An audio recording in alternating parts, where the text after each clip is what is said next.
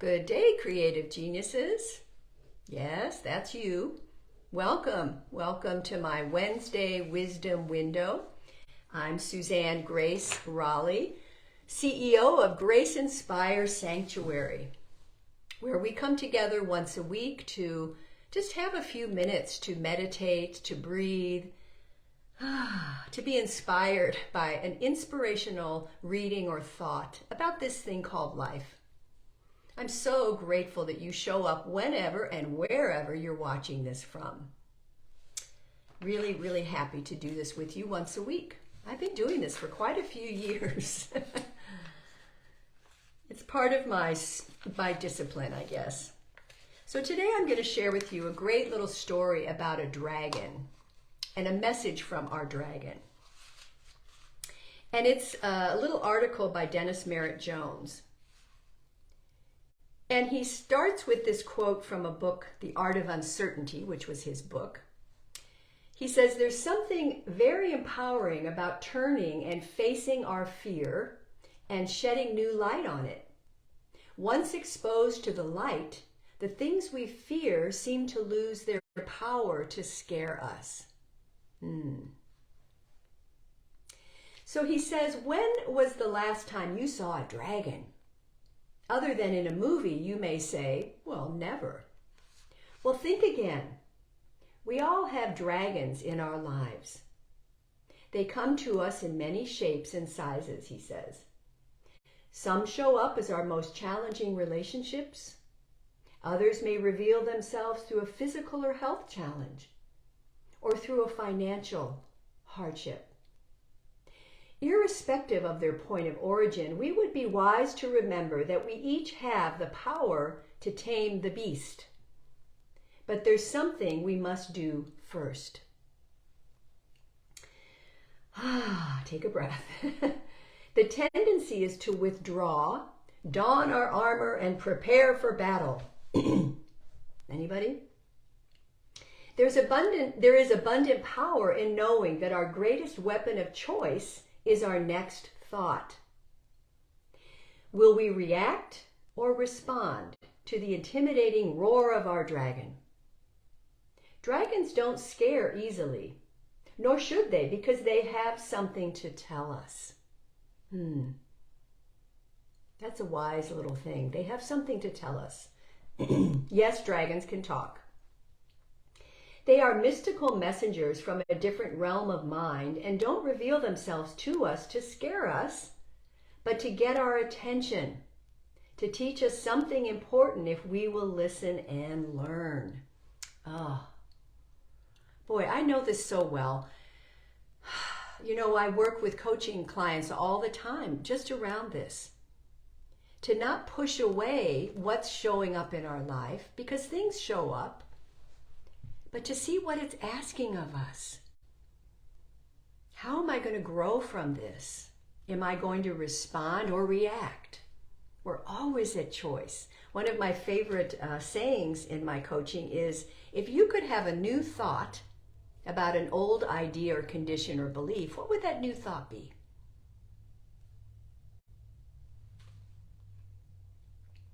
So he goes on to say, the next time the dragon shows up as a challenge in some area of your life, rather than running from it or putting on your armor, consider standing your ground and asking what message it brings.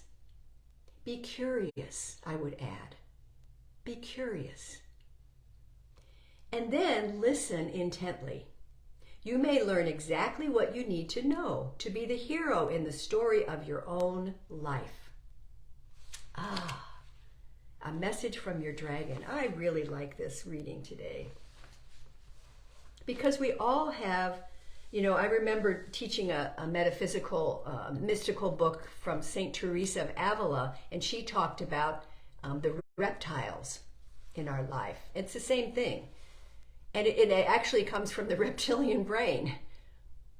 Things are not right. We get all like this. Well, what if they're trying to teach us something and we have to pay attention, not push it away? That's why I do breathing practices, holding my heart. And when something's feeling uncomfortable, where in your body are you feeling it? Is it in your solar plexus? Is it in your throat? Is it in your heart? And there are very simple things you can do of just putting your hands there and breathing and reminding yourself, I'm safe now. I'm okay now. So every time we bring ourselves back to the present moment, it assists us in soothing and hearing what that dragon has to say. Yeah, that's why breathing practices are so important. So today we're going to take our hands across our heart. This is called the Serenity Hold, and there's many different mudras in the yogic tradition and Eastern medicine that have a profound effect on various parts of our nervous system. So when we cross our arms, we're stimulating the pericardian meridian, which is at the wrists. And then when our fingers can find that tender spot on our pectoral muscle, we can just press there and press around and, oh, there it is. It's a tender spot. That's the beginning of the lung meridian, which has an effect on our emotional senses. And it's a calming effect. So these two mudras this mudra has a calming effect and turns on the parasympathetic nervous system. You don't have to know all that, but there's a reason we do this. So let's feel our feet on Mother Earth and just take a moment to acknowledge this beautiful connection to the Mother. And as we close our eyes to the busy day, morning, evening, whenever you're watching, we drop into our feeling heart. And we're going to take 3 conscious breaths, imagining the heart like a big lung, creating a heart-mind coherence. And so we inhale through the nose, filling up our heart. And as we exhale through the mouth and nose slowly. Slower than your inhale. And again, inhale. Let's inhale gratitude. And exhale gratitude slowly.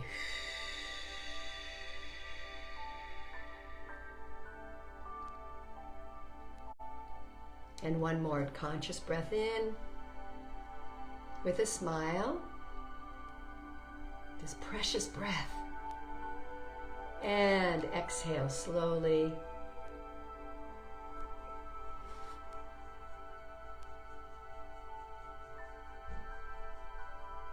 And becoming still for a moment, relax your shoulders.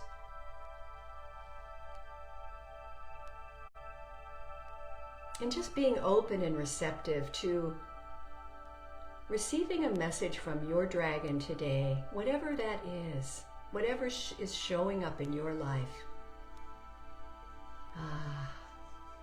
Relax your hands on your lap, keep your eyes closed.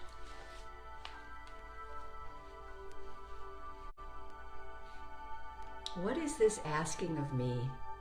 That's a good question to ask your dragon today. Not resisting, but listening, being open. Maybe there's a gift in here for you today. Journal about it. Draw it. Be with it today, whatever's showing up. And so our affirmation is, I welcome my dragon with open arms and open ears. I listen to its guidance with confidence and gratitude. So repeat this after me if you like. I welcome my dragon with open arms and open ears. And I listen to its guidance with confidence and gratitude. And take a deeper cleansing breath. And gently open your eyes slowly and rub your hands together. Hi, Susie Bain. Welcome. Let's tap our thymus. Make a little noise. Woohoo. Clasp our hands. Take our nice, delightful stretch up. And as we open our arms, wiggle your fingers, open to the possibility of today being just an amazing day of insight and revelation for you. Yeah. A message from your dragon. I love it. Feel free to contact me. I work with those dragons in my profession all the time, supporting you in noticing what's going on and how to support yourself in this thing called life. So I'm so grateful to be with you to offer this insight today. And you'll notice on my Facebook page, my book came out.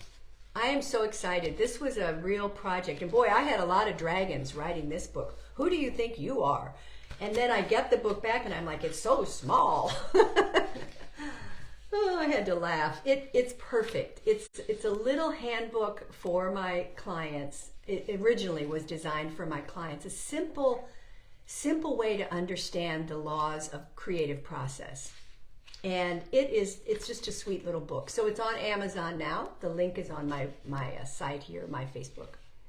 So I'm super excited about it, and I hope you'll enjoy it. So thank you for being with me.